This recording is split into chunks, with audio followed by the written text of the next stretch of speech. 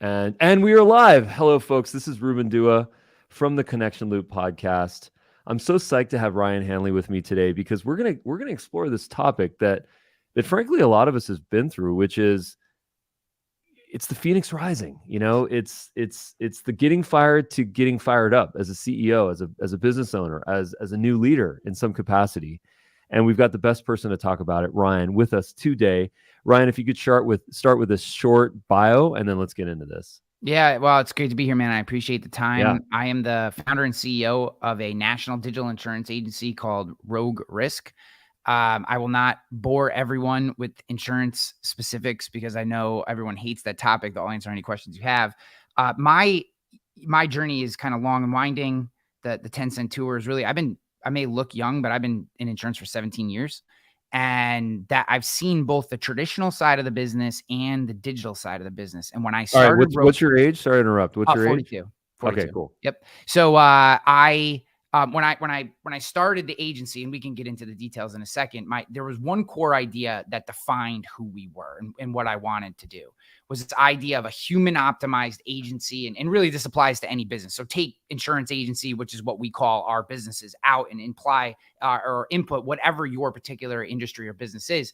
I wanted to maximize the value of the humans because I believe today the biggest challenge that leaders face is not bringing in automation, AI, new tools, etc. That stuff is fairly easy. It's tactical. When you know what you want to do, you apply the right tool, insert, it's done. The hardest part of business today is maximizing the value of the humans in our business. And I think about it in a very simple calculation. And this is what was going through my head when I started Rogue Risk. Let's say you have a 20-minute block of time to spend with a customer. In a traditional, in our case, industry insurance agency, what a customer service rep or an account manager would do is they would race through those first 5 minutes. They would get the information they need. They would plow through and they would get that person off the phone as quickly as they could because they knew on the backside they had to do 15 to 20 minutes worth of transactional work, right? And what I wanted to do was flip that equation on its head. I wanted them spending 10, 15, 17 minutes building value, asking questions, deepening a relationship, asking for referrals, doing all the things that a human does that really add value, being a problem solver, being a relationship builder. And then because of the systems, automations, technologies that we put on the back end, the transactional piece only took 3 to 5 minutes because now where the human adds value is in the relationship, not in processing the transaction. And that value flip or in terms of where the human is and where they sit, I called that a human optimized agency. And that has been a core philosophy of our business that has driven us to, even though we launched 7 days before, I'll use the term zombie apocalypse, so we don't use the C word here and get you penalized on any of the socials. Before that dropped in upstate New York, I launched my business on March 9th of 2020. 7 days later, the entire world shuts down. We were able to survive that. And 2 years later, we were wholly acquired in April of 2022, which I now continued on and operate as the founder and CEO of the business and as an executive in the parent company, the company that purchased us. Well, this is such a great story because I really appreciate how the emphasis here is on the human connection. And I think that there was I'm going to try to pull up a visual in a second, but there was a furniture shop that I drove by recently, and it's called Furniture Now. And the slogan on this furniture shop is buy now and take home today. Like buy today and take home today, basically. And the premise is that if you are going to buy furniture, that you should be able to purchase it immediately. In fact, let me just quickly share my screen to show you what that slogan looks like. So here it is. If you can see that, it says buy it today, take it today. And I think what's interesting about this is that there's this idea that online retailers are taking over what so many folks in bricks in the brick space are just getting lost out for. So like if I'm going to go buy furniture, chances are I'm going to start online. And then there's these mom and pop shops, these bricks and mortar shops that are still selling furniture in a physical location. And what's interesting in this case is that they chose to focus on the immediacy, the delivery. See, what's interesting about this from my perspective is that there's no emphasis on the human connection, on design consultation, on customer service. It was all about the delivery. And I really struggled with that, because I was thinking, if I went to go buy furniture at a furniture shop, it would be about the relationship. It would be about someone that's giving me design services, that's guiding me, and customer service, and giving me peace of mind. If I make a mistake, I can get a free return, or an exchange. And I think it's just a public service announcement, just generally speaking, that your message of bringing back the human spirit and that relationship is everything. Because now we're talking about AI, and we're talking about virtual, and everything is going very digital. But there's still a massive opportunity for the rest of us to just stay human, right? What's your take on that? Yeah, I think it depends on the transaction. So if you were going to buy a simple end table and you already knew what you wanted, you wouldn't need design services. And frankly, the human in that transaction may actually bother you, right? Because they're going to follow you around. They're going to ask you 10,000 questions. They're going to try to upsell you. And you're going to be like, man, I just want to buy my end table and get out of here. Yeah. Okay. Now, the other side of it is maybe you have a kitchen. I just bought a home and a complete gut job, and I'm kind of rebuilding the inside from scratch. And I do need a lot of design work. So I've gone and talked to a few different designers, and I've been to a few different, in this case, I'm really focused on the kitchen and the kitchen cabinets and the island and the granite. And I want that. I need people I can trust who are going to give me good design ideas. So I think it really depends on what type of transaction you want and what you're looking for. There are a lot of direct to consumer plays in my industry, in the insurance industry, and they have a very useful and valid place. A lot of those are customers who would just simply not want to work with our business, which is fine. I have no problem with that. But I think the point is we have to pick where we want to be in the market. And what that furniture company has said is, look, we're going to over index on now versus on relationships seemingly. And maybe they just did that inadvertently. Some people don't think about how their marketing messages resonate. They may tell you they're a relationship business, even though their marketing is telling everyone here that they're transactional. But I think you just have to pick your place and own it. Where people go wrong is when they say, I want to be relationship, but they act transactional. Or they say, I want to be transactional, but then they try to be white gloves, high touch. It's like that. Those two things don't go together, right? The people who want transactions, they don't want a human. That means your flow needs to be easy, clean, fast, obvious, right? Pricing is very important when someone is just transactional, high volume. When you're relationship oriented, it can be slower, it can be more deliberate. You need to properly set expectations. You need to communicate well. They're just different things. And really where I see the disconnects, not just in the industry that I'm in today, but in all businesses that I either work with or different groups that I speak to, it often comes down to a really clear miss on what they want to be and what they actually are and are putting out into the world. Yeah. So well said. So I'm still trying to figure out. I'm still trying to figure out if you look more like Adam Levine from Maroon 5 or Ben Affleck. But let's go with Ben Affleck for just a second, both of which are a compliment. Let's go with Ben Affleck for a second. Ben Affleck has this fat, huge, monstrous tattoo on his back, okay?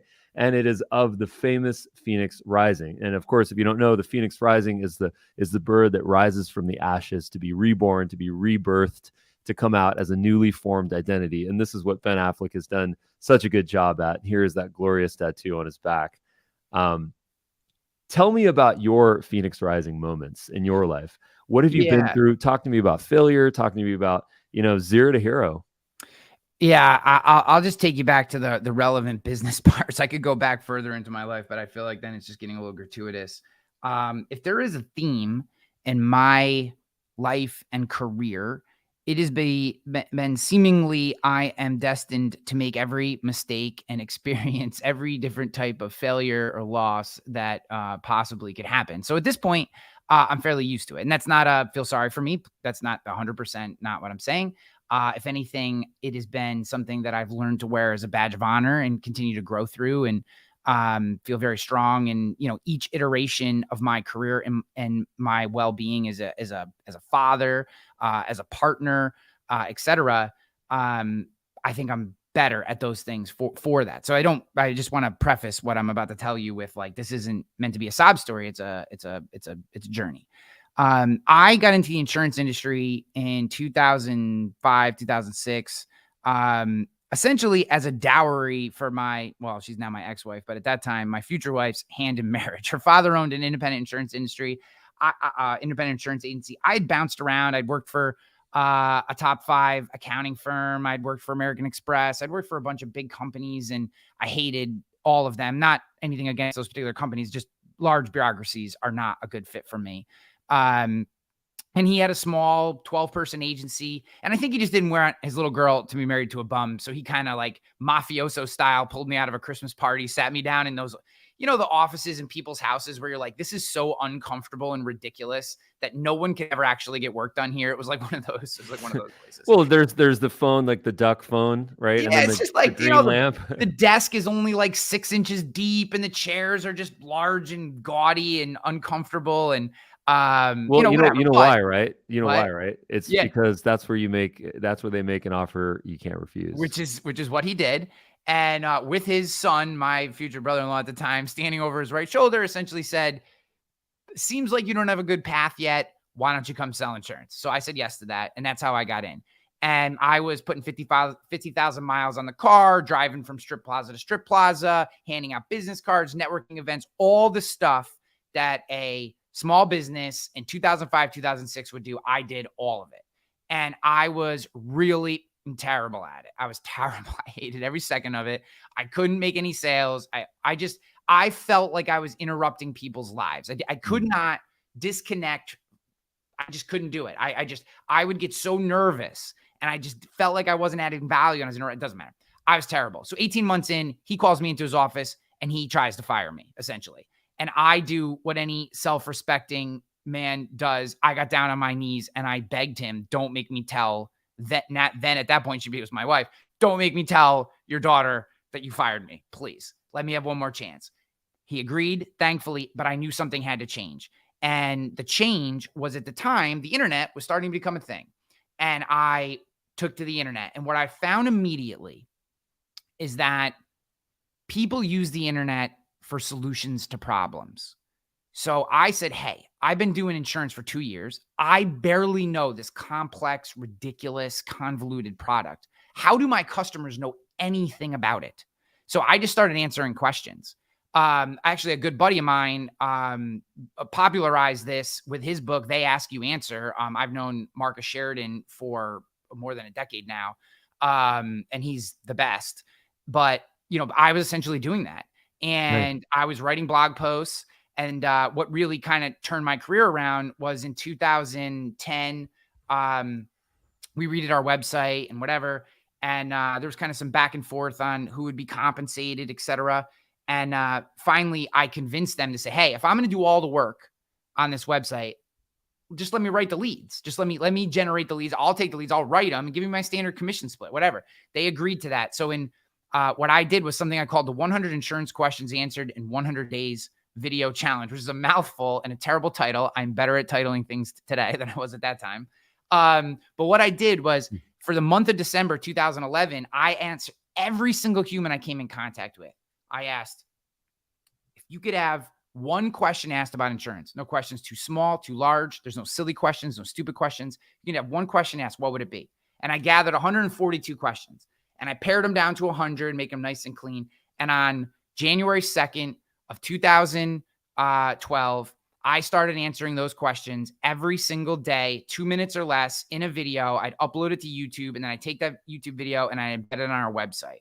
And over the next 100 days, my career changed.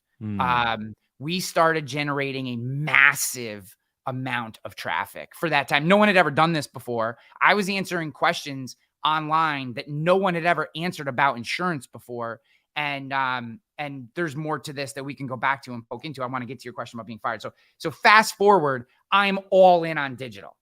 I believe in it. I'm generating 90 to 100 leads for this small upstate New York. We're based just out of Albany, agency, on less than $100 a month in spend. That's including the hosting for the website. And to me, this is, I'm dialed in. This was like the Gary Vee method. He started with Wine Library TV, and he was just on there, just reviewing wine, and that's what you did. So that's Yeah. that's The a great place difference to is start. I wasn't smart enough, nor did I have the means to take this and turn it into what Gary Vee did. I didn't have that option. There's stories to that, or I probably did. I just wasn't smart enough to do that. Well, you are now. Yeah. So yeah, now I am. Yeah. And at the time, I didn't own the business. And again, this is something for people to know. Like, I'm not one of those people that says everyone should be an entrepreneur. I don't think that's true. However, if you are dialed in any way to or feeling any of what this story is, you probably should be, because what I'm about to tell you is it is the winding, tough, horrible, black-eyed road of not realizing you're meant to be an entrepreneur. So I get 8 years in with that agency, and even though you would think 100 leads a month on $100 budget, they'd be losing their minds. They were not. They essentially thought that the way I was doing business was disrespectful to the industry, and that it wasn't the future, and that the internet wasn't going to work, and blah, blah, blah, and these weren't good leads, even though that's 100% not true. And they essentially came to me and said, you need to understand you will never own a piece of this business. Your name will never be on the box. You'll never be more than a producer here. And at 31 or 32, whatever I was at the time, that was an unacceptable answer. And when I said that was unacceptable, they said, well, I think you should find a new job. So I did. I became the chief marketing officer of a national digital insurance technology company. Similar story. I built a brand new media enterprise called Agency Nation. From 0 to 500,000 eyeballs in less than 4 years. We were the most trafficked podcast and YouTube video channel in the insurance industry. We put on 2 highly successful conferences, and I was summarily fired 6 days after the second conference because the CEO thought that I was coming after his job, which I was not. I was very happy where I was. And because I was loud and outspoken and I was pushing this and I was the media brand, he did not like that. And I got fired 6 days after that conference. 825 people. It made up, we did almost $700,000 in revenue, and I was fired 6 days later. So just take that for what it is. I became chief marketing officer of another digital technology company in which I was essentially a vanity hire. And the CEO just wanted, I didn't have a job. He just wanted me because I had done all this work at the previous company, and I'm trying to change things and how do we do this? And let's talk and let's take this vein on. No. And when I pushed hard, they said, we don't want you here. Get out.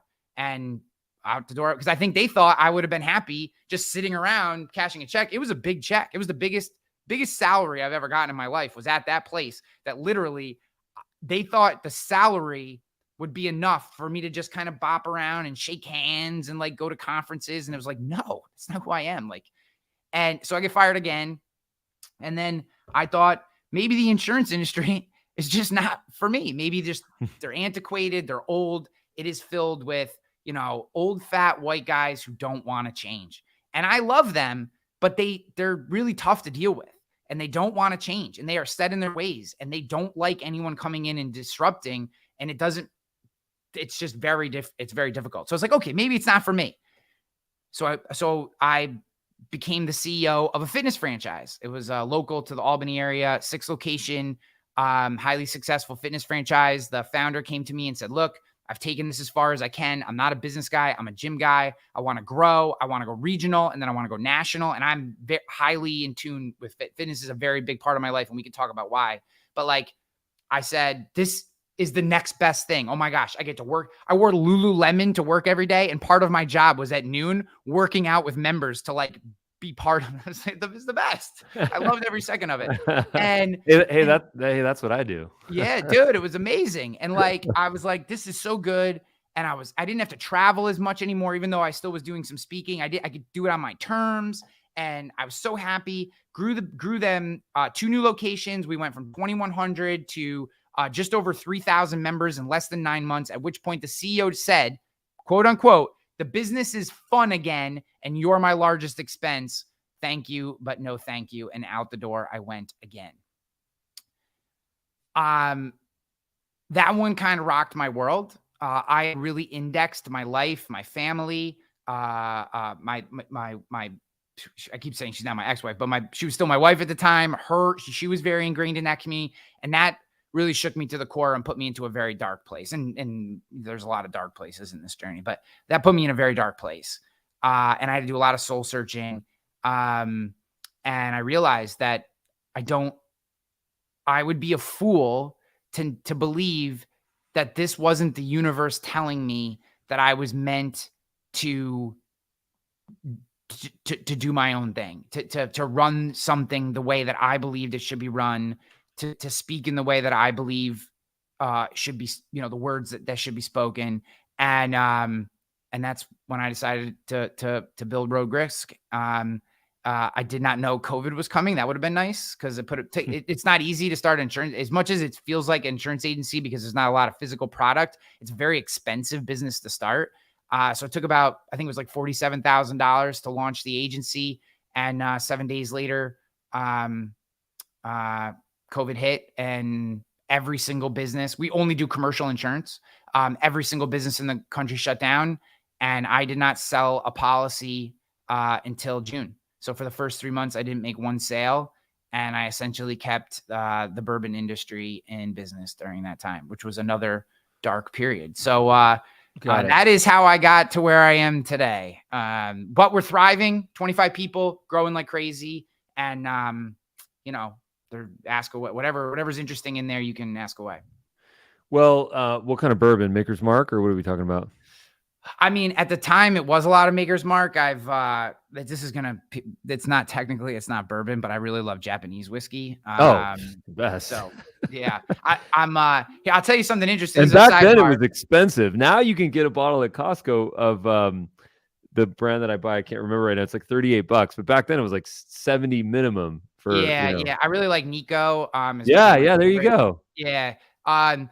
So this is sidebar just real quick, and I hope this is interesting to everybody. So in 2021, I was diagnosed with ADHD, and by diagnosed, a lot of people say that, but like I actually took a test because I was interested. Again, I'm a very self-reflective person. I always have been. So like when I'm getting fired, I'm not going, oh, this is all them, I did nothing. I could tell you things in all those situations that I could have done better. I can tell, you know what I mean? But I was like, why am I not connect? Why is this happening? Like, why can't I have a boss? Like, what is it about me that for some reason, when there's an authority figure sitting over the top of me, I just don't do very well in those scenarios. And it's not because I don't care. I'm fine with having, like, personally, like, I don't understand why this tension starts to be created. And, so did you go to Catholic schools by any chance? I did not go to Catholic. My kids do, but I did not go to Catholic school. Joke. So I've been seeing a counselor for years, every other week. I think it should be mandatory for everyone. Not mandatory, like literally mandatory, but like I think it's very, very important to have someone to talk to that isn't like someone in your life, like a friend or spouse or whatever. And she said, I think you should go get tested. I did. I have fairly high ADHD that's also high functioning, so I have to deal with that every day. I deal with it unmedicated on purpose. And what I found was I was using booze to self-medicate. So I have I'm doing 75 hard right now. I don't know if you've ever heard of 75 hard. I have friends that are doing it. I'm following them on social. Holy shit. Your brain is on fire when you don't have the booze in your system. I will tell you that. So I'm 11 days in as of this recording. It's probably the first time I've gone 11 days without a drink in 20 years. I mean, not that I drink all the time, but maybe every Saturday at a minimum, it was like, I'm on fire. I can't stress enough. Nice. I have no problem with drinking. This is not a go no alcohol kind of thing. Right. But it's not a cold turkey thing. But yeah. Cause dude, everyone live your lives. And trust me, what I found is there are other things that I now have to deal with that I think the booze was like dialing back, that I am like the productivity, the energy, the focus, the ability to find the words, right? I was like, I can find words in my brain faster than I have in years. And that has been a revelation for me. So we can get into, that, I don't know, just sidebar. No, I think it's very interesting. that was unbelievable. That was honest. It came right from your heart. So many people need to hear that right now. We've all been through a lot as entrepreneurs, as Yep. leaders, as CEOs, business owners, people that have been climbing the corporate ladder and that have positions. It's all a struggle in some capacity or the other. And I think what's really interesting about my takeaway from your story is that you went on this massive journey of self-awareness. And I think what's really interesting about hearing your arc from your perspective, in the beginning, it was almost like I was following the journey with you at the time when you dealt with it. It was like that neural mirroring thing. And it's almost like in the beginning of the story, it's like it was their fault and it was their problem. And then you started to realize, well, you know what? Let me go deep. Let me go within and let me figure out what it is about me where I could be my best self, Mhm. physically and spiritually and mentally. And these things are so important for people to go through because we all are self-medicating in some Mhm. capacity, one way or the other. At some point in our life, we've all been through that. Yep. I went for a decade not working out, not eating healthy, not doing exercise, not playing my music, which is a part of me. Yep. And it was really tough. And it was during those the dark era of the entrepreneur, where it was a lot of failures, it was a lot of experimentations, scaring a lot of people, wasting a lot of money, expensive learnings. But you finally, if you persevere, you do what you did. It's that phoenix rising story. And I really appreciate that. And here you are now, healthy, and now you found who you are. Yeah. And you know what, the world needs more CEOs and the world needs more leaders.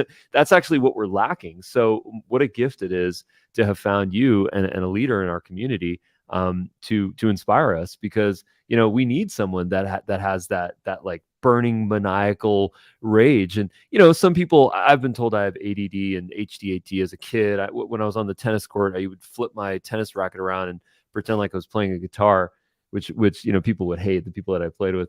And I was told that I have this thing, and then I realized, okay, I just need to channel. I need to find where I Yeah. flow. I need to get mind, body, spirit. And now it's like I woke up at 6 a.m. and played pickleball this morning, and I feel great. Yeah. So what a journey that we can all go on. And no one's perfect. We're all still on it. So thank you for sharing. Yeah. I think what's really interesting about all of this and where I've come to today is, Yeah. one, I think, one of the lessons that I've learned is being present. Um, Yes. we make so many bad decisions. We allow so many things, so many feelings, future feelings to be experienced today. And, I think that this is one of the things that we have to work on. Be here right Yeah. here with Ruben, this moment. This is where I'm at. I've chosen to be here, so be here, right? If you don't want to be in this moment, don't be in the moment. Don't choose not to be here. Email Ruben and say, Ruben, I can't do it today, bro. I'm out. I'm not my head's not in it. This is going on. I'm sorry. I can't be for you. But if you're going to be there, be in the moment. Don't think, well, if I say this to Ruben, how's he going to react? Or what's the audience going to think if I say this? I can't change any of that. So what I've really said to myself is, look, this is who you are today. Be 1% better tomorrow. That's it. That's your only goal, is be 1% better. I've stopped stressing. I used to stress about filling every second of the day with some sort of work product, right? Now, what I said to myself is, I have a really important call at, X time in the morning. I want to crush this conversation that I have with Ruben in the early afternoon. I'm on the East Coast. And then after this, I have one more really important sales call that I have to make for today. There are other things that I will do, but if I hit those three things, which may only encapsulate 3 hours, 3.5 hours worth of work, I will have crushed this day. And then around that, what I'm going to package is I'm going to do some reading. I find a lot of solace in the Bible and in spirituality. Spend some time there. I'm going to work out very, very hard as I possibly can, because that makes me feel better. And I'm going to focus on eating right. Nice. And if I can do those things, I Nice. will be and it may not even be 1%. It may be 1,000%, but I'll be a little better tomorrow than I was today. And if I can do that just day after day after day after day after day, just be a little better, right? And forgive myself for the setbacks, but try to be a little better every day. I don't have to worry about big, huge, monumental wins as a reflection of my self-worth. I no longer think to myself that big, huge deal if I get it or don't get it. Right. Now, trust me, I want it. I'm a highly competitive person, but it's not the be all end all, because if I'm doing that work every day, there's not just one of those. There's 5 of those. There's 10 of those. Right. Because but you have to give in to the idea of just get better today. Just get a little better today. Just do some things that get you a little better today. And then tomorrow, do the same exact thing. And all of a sudden you start popping up and going, geez, things aren't really that bad. I can survive this now. I can get through this really shitty moment. I can handle a setback. I can handle a lost client. I can handle bad news from a family member, because I've put my body physically and mentally and spiritually and emotionally in a position to handle. It's preparation, bro. That's where I'm getting to, is that the work we do is preparation. We wait until the shitty thing happens, and then we try to like scramble to get ourselves in shape. Or, a family member gets a really terrible diagnosis, and then all of a sudden we try to scramble with a counselor to do some sort of work to put our mental in a place where we can survive. Why not start doing that work today? That's my biggest takeaway from all this terribleness that has happened. And trust me, I'm divorced now in part because of what I put her through, right? Like, now I'd like to believe I was a good husband. I think I was. I think she would say I was, but it was a lot to deal with, right? And I think we weren't just necessarily meant to be together, and we're still friends. It's all good. This isn't like a blame her kind of thing. I think it's for the better. But I put her through a lot, right? I did. And I was a roller coaster, because I'd be up and I'd be down and I'd be up. And now what I try to say to myself is, okay, what I've learned is these things are inevitable. The universe is going to throw at me whatever it wants, just like it's going to throw at you and everyone who's listening. So instead of trying to control that, because I can tell you, no matter how hard you work, it is impossible to not have the universe throw things at you. Just start doing the prep work today. Just start doing the prep work. Just start getting your body in shape in case something happens, right? Start getting your body in shape. Start getting your mind in shape. Read something. Read 10 pages every day. Read 5 pages every day. Read a page every day of something nonfiction that helps put your mind in a good space, right? Pick up some podcasts while you're driving. Instead of listening to Led Zeppelin, throw some podcasts on. If anyone needs ideas, I have some that really work for me, but everyone has their own. That's the beauty of podcasts. I don't mean my podcast. I mean, I have some podcasts that I listen to. Listen to this podcast, obviously. But the idea is start preparing yourself for these things, because then when they happen, you're like, you know what? I'm going to be okay. I don't like this. I feel terrible in this moment. Yeah. I don't mind, but I'm going to be okay. Yeah. Not what I don't want to have ever happen again to me in my entire life is, oh my God, what am I going to do? I don't want to ever hear that come out of my mouth again. Right. Yeah. I want to say, you know what? I don't like this. This sucks. I'm sad. Yeah. I'm upset, but I'm going to be okay. I'll be okay. Yeah. Thank you for sharing that. I mean, there's a couple of really key takeaways on this. Number one is that, let's call it the 1% club. Brian Tracy says it best, the great sales leader, coach. He says that, if you read one book per month, you will be in the top 1% of successful people. I will repeat, if you read one book per month, you will be in the top 1%. Now, what is reading a book? Is reading a book an actual physical book? Yeah, definitely. Is it a podcast? Is it one of those 2-3 hour neuroscience or motivational talks or kind of specific hard skill training pieces of material? Yes. Is it a YouTube video that lasts for a couple hours where you get a certification? Yes. Is it a masterclass? Yes. A book is just information. It's education, right? So if you have time to read, obviously you got to read, but it's the self-education that I think that really Brian Tracy and folks like that are talking about. Can I push back on you for just 1 second on that?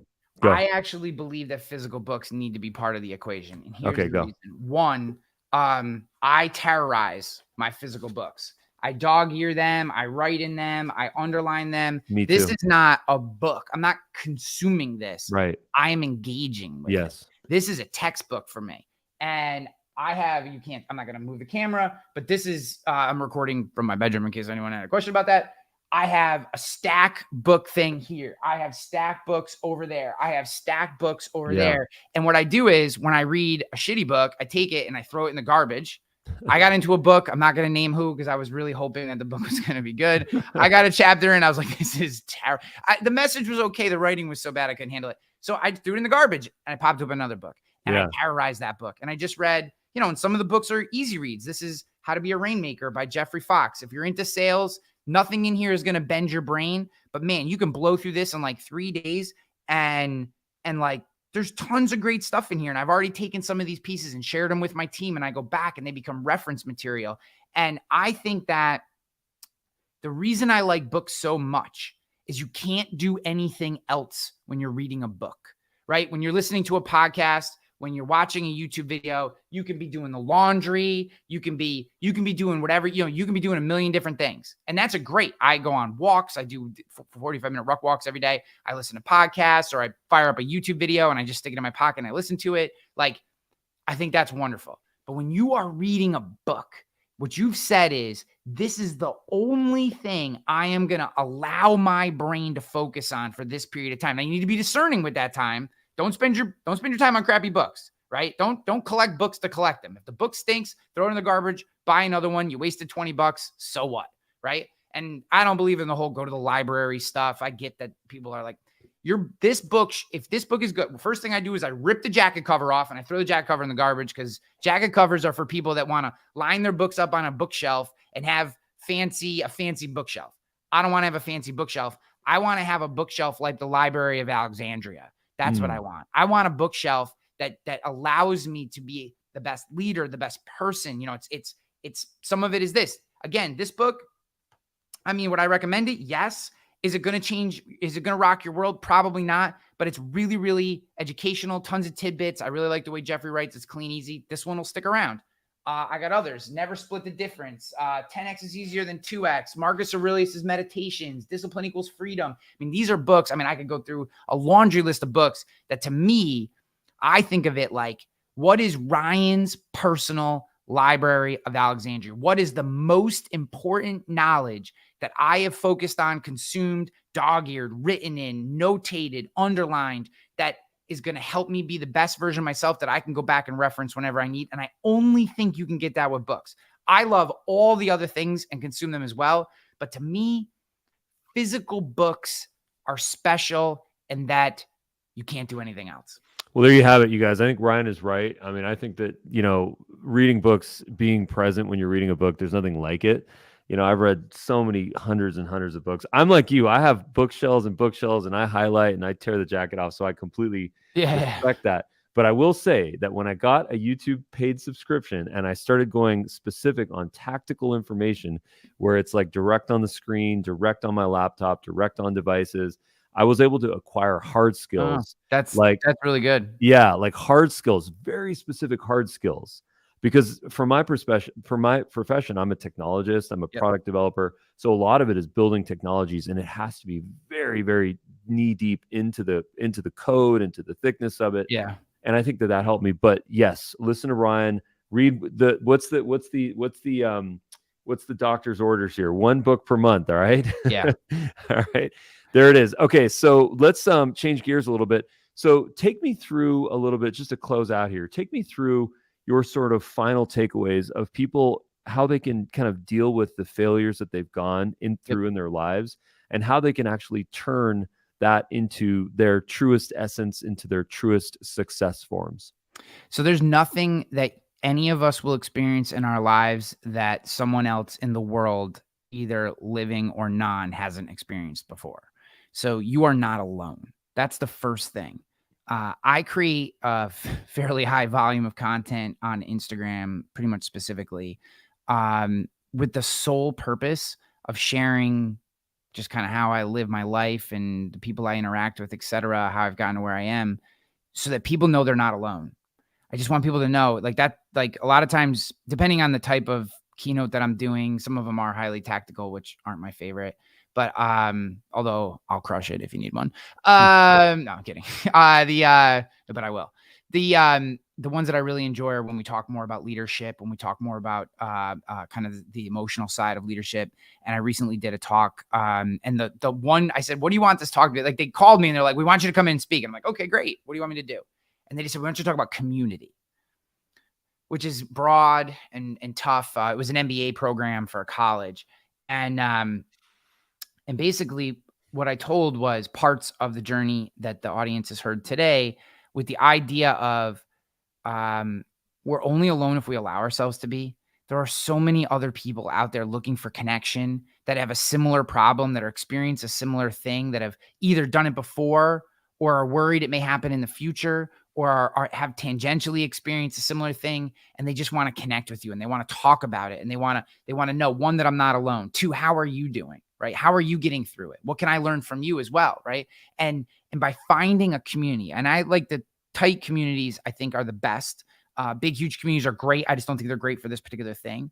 When you're dealing with really terrible, awful, hard things, getting fired, losing a client that takes you from profitable to unprofitable, a really terrible expose written about your, or chop job about your product, a competitor coming in and all the things that could happen that are really, really difficult.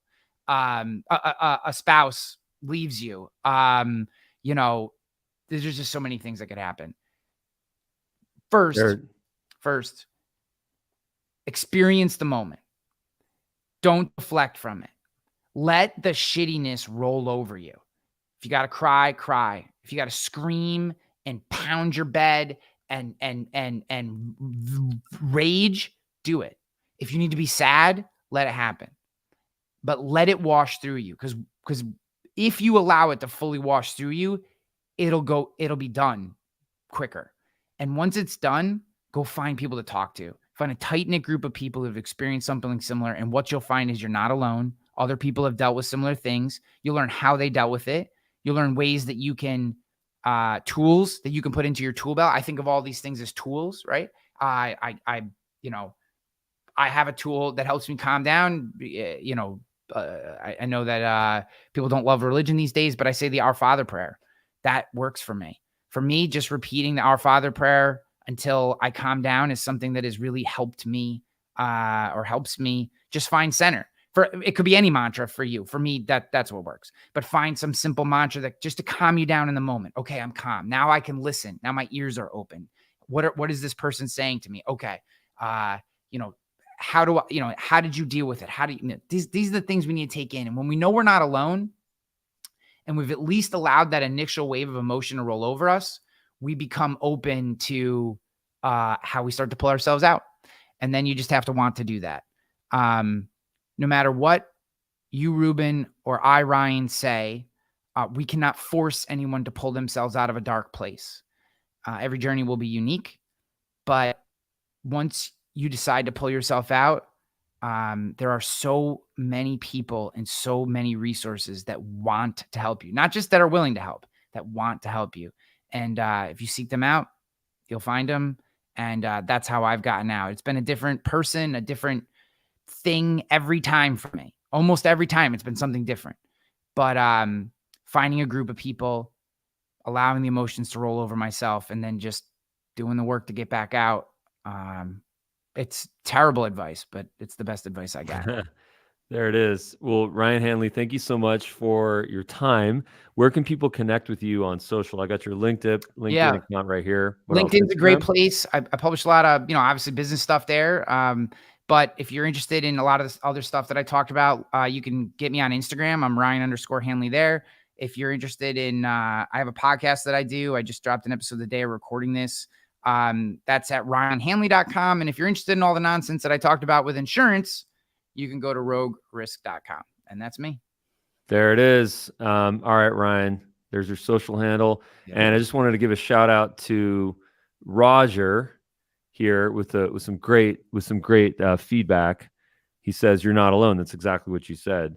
He's met hundreds of entrepreneurs like you at the Alibaba conference last week with similar origin stories. You are authentic. So yeah, thanks. Shout out to Roger on that.